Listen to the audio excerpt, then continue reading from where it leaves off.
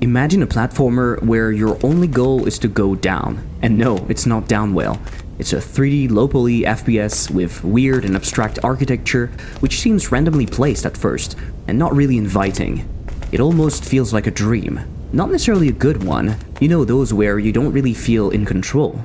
Full Structure is incredibly simple in its design, and yet I feel like it can teach us a lot about game dev and how extremely simple ideas can feel almost perfect. The first few minutes in Full Structure, you don't feel good. The controls are slippery, there's a weird momentum to your movement, and you bounce every time you land on the floor. There is some air control, but it's painfully slow, and you will end up leaning frantically, pressing the direction button to correct your trajectory. There's, of course, a jump, and that's it. It might even feel like the controls are janky. You can even slow your descent by sliding on some walls. It feels weird, and the opposite of what we know today. Fast and precise, juicy movement. The goal is to go down this huge structure without falling too high, or you'll lose and have to start again. You might have expected very tight controls for a platformer like that, maybe closer to Béton Brutal, where every jump, every move can lead you to losing a lot of progress. Full Structure takes a very different approach with its slippery control scheme. It initially feels closer to a rage game, made on purpose for you to fail, but quite quickly you get accustomed to its controls. They stop feeling alien and wrong and start to make sense. The slow acceleration and deceleration of the movement can be used to your advantage to navigate the obstacles faster. The bounce when you hit the floor can be turned into a small jump without even requiring you to press the jump button. It's possible to enter some sort of flow zone where the descent feels almost natural. It's a game that requires you to adapt to it. The game is not here to accommodate you and make everything easy without frustration or friction. I'm not saying it's hard, it's just more free in its design, and I believe it's done on purpose. This works because you're going down. If you miss an obstacle or bounce in a weird way, you might fall to your death, or it might turn into a happy incident where you end up lower on another platform. Descent is progress, so even if you fail and fall a bit more than expected, you're still making progress. This may sound weird, but I think it makes a huge difference, and it turns what could be a frustrating experience into something almost addicting. You just want to try again, and you're drawn to speeding and taking more risks. Well, at least I am. Maybe you'll take it slow and carefully measure each jump or fall before committing to it, and it's fine. There's a freedom in the game that feels very liberating. The structure is not procedural, it's very linear with a few paths you can take, and yet, it feels somewhat new each time. Because of the FPS view, not all of your jumps will work, and so you might end up somewhere else trying a slightly different route. For some reason, this game really clicked with me. I played it during the weekend, and I immediately thought I wanted to talk about it. It happened with another game some time ago, but I ended up not making the video. It was Mosa Lina, another game by Stuffed Wombat. To me, it's another incredible example of tight design. I think we could even call it subtractive design. How much can you remove to keep only what is needed to have a good experience? Mosa Lina is similar but different. It's random, whereas Full Structure is linear. It's 2D when the other is 3D. It has a lot of different tools when Full Structure only has a jump. They're very different, and yet they feel similar. I think this comes to the freedom they give you. You're presented with a world with limits, tools, and a goal to accomplish, and then you approach it how you want. You could argue that a lot of games are made that way, but especially with Mosa Lina, the solutions are not necessarily thought in advance. The randomness of the tools you get makes it impossible to predict exactly how you're going to approach the challenges, and that makes the game fun for me. I feel incredibly free, and failure is part of the design.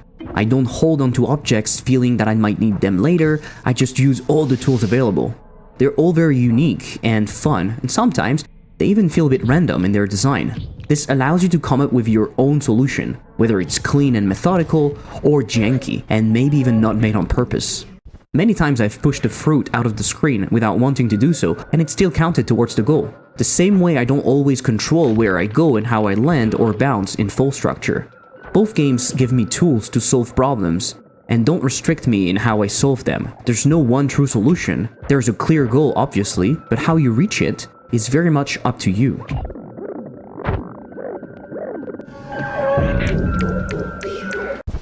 I talked earlier about this idea of subtractive design. I think that these two games are a good example of that.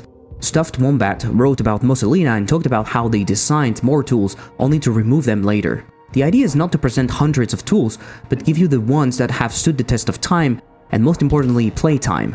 What is left is only the most useful, creative, or interesting tools. You could probably come up with thousands of variations, but the more you do that, the less meaningful they become.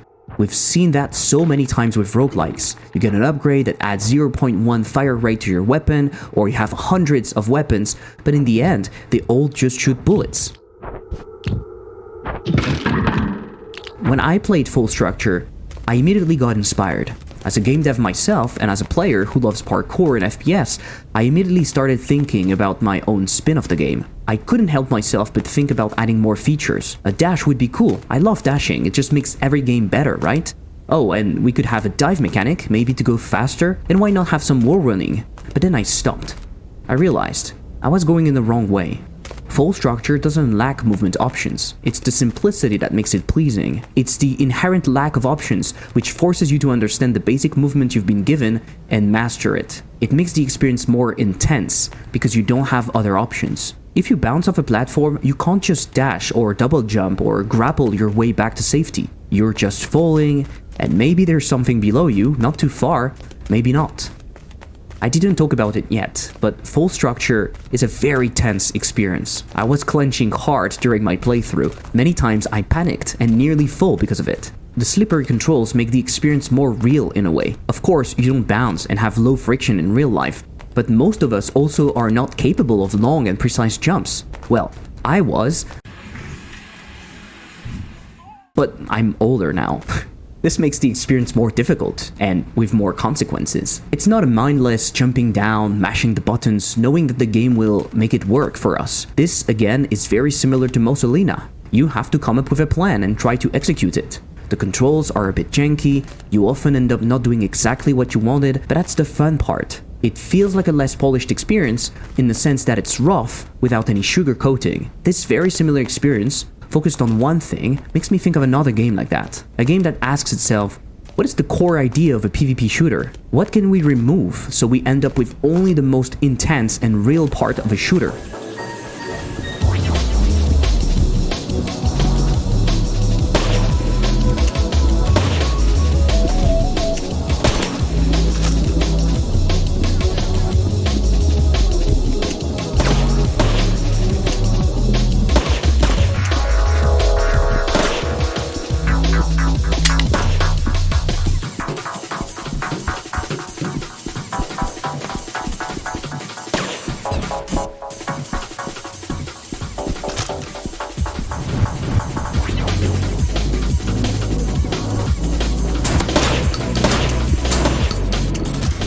Subtractive is an incredible tight 1v1 PvP shooter where you don't have all the tools, objectives, upgrades, and superfluous stuff we can find in many shooters. It's you and your opponent on a map, sometimes simple, sometimes complex, almost labyrinthic, with a few weapons, and that's it. You don't have a loadout, you don't have characteristics. It's you and your skills. You learn the maps, you learn the tools, and you adapt. In this simplicity, the game offers a lot of freedom. It's 1v1, there's no meta, there's no teammate raging because you didn't pick the right hero or lane. You just face random people and try to be better than them.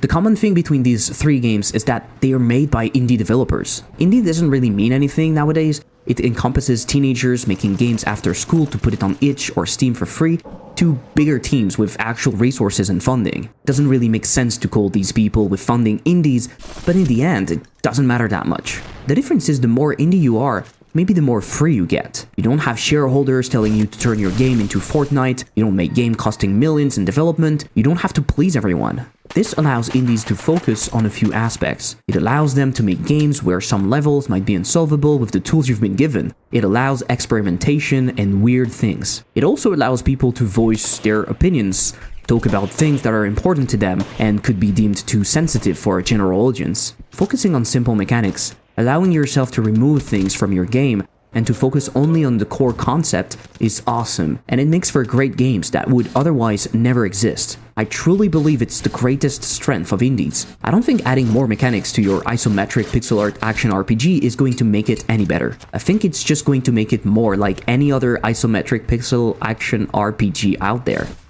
Removing thing is not the default way of creating for most people. I think it's quite easy to add stuff, to think about more mechanics, more biomes, more creatures. If something doesn't work, we can just add a rule, an upgrade, a new mechanic, a new enemy, right? Fixing things by adding seems almost natural, but I truly believe it leads to poor design and overly complex games.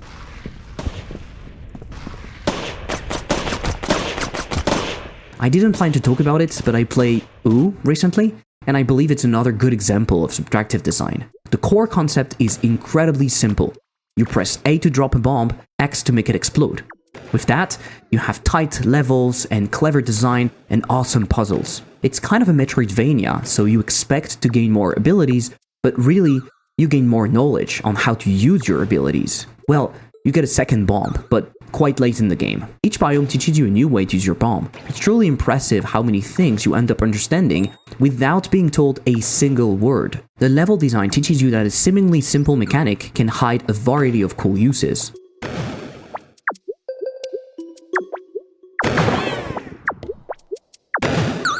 I'm pretty sure when people say that gaming is dead or that they're bored of gaming, it's partly because they just keep experiencing these big games that have everything. By having so many features and mechanics, they start to blend in. If I tell you the game I'm playing has gunplay, melee, a bit of parkour, RPG elements, and an open world, you can think of so many different games. But if I tell you I'm playing an FPS parkour game about climbing down, or a 2D puzzle platformer where you have a set of random tools, or a puzzle platformer Metroidvania where you only use your bombs to move around, the possible matching games are all of a sudden very limited.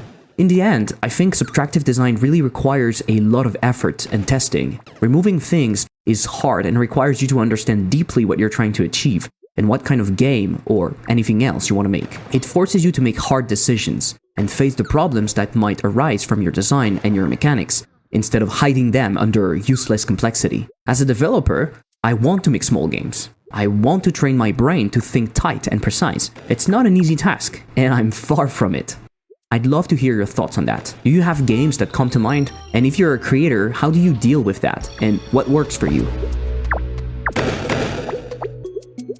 Hey, quick intervention from editing me. I had this idea that I wanted to share about the name of the game, Mosa Lina. As you probably understand, it's close to Mona Lisa, the painting. It was supposed to evoke this idea that you don't have to have the perfect solution or the perfect writing, in this case, to get your idea across. When you hear Mosa Lina, you think about Mona Lisa, and the same thing is going to happen when you're going to play the game. You're not going to have the perfect solution to a level. It's just going to be a solution, which might be a bit janky, but it doesn't matter, because in the end, you still are able to finish the level and complete it. Let me know what you think about this idea. Maybe I'm just crazy. I would love to know. I hope you liked this video. It's a bit different than what I usually do, so don't hesitate to tell me if you want to see more. These were just my thoughts. I don't think I hold the truth. I just wanted to share them with you and maybe start a discussion. If you'd like to support me, head over to patreon.com/MrElliptic.